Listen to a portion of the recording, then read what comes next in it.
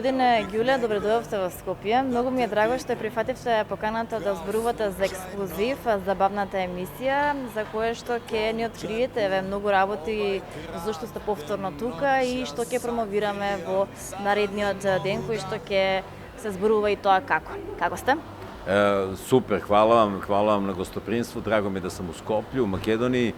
Uvek se radujemo da dođemo i ovo je jedna posebna prilika, preskonferencija koja će se dogoditi u Skoplju je prva u nizu regionalnih preskonferencija na kojima grupa Van Gogh ima to zadovoljstvo da predstavi svoj novi 10. po redu studijski album More bez obala, onda knjigu koja će se pojaviti uskoro na tržištu Makedonije u kojoj se istoimenog naziva More bez obala, u kojoj se nalazi takođe novi CD i DVD, onda vinil, transparentni plavi vinil istoimenog albuma, to je kolekcionarski ograničena i numerisana serija vinila koja će moći da se naruči putem pouzeće na Facebooku, preko Facebooka Feedboxa, to je izdavačka kuća. I mogu da kažem da mi je veliko zadovoljstvo i da najavimo neke koncerte i turneju koje će se u narednim mesecima i godinama dešavati sa novim albumom. Hvala domaćinima, Slobodnom pečatu koji su i ljudima širom Makedonije približili naš novi album. Најпрво би ве прашала како патувавте, дали ви се допаѓа Скопје сега со овие високи температури, да не речам пеколни? Mi volimo kad je vrelo. Kad je vrelo, onda je sve smelo.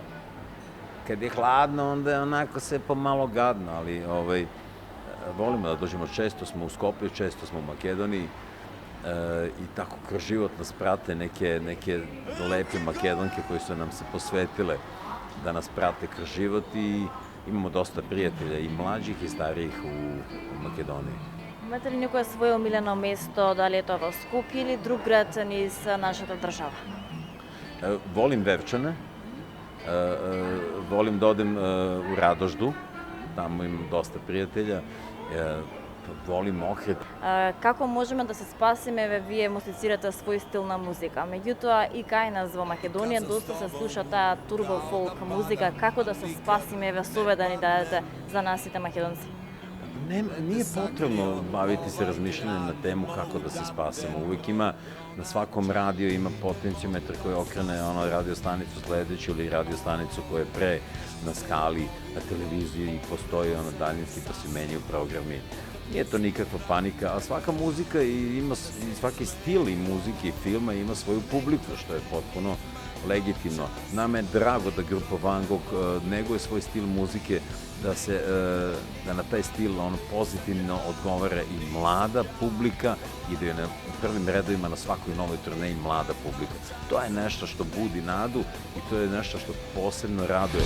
Neko te ima, to nisam ja.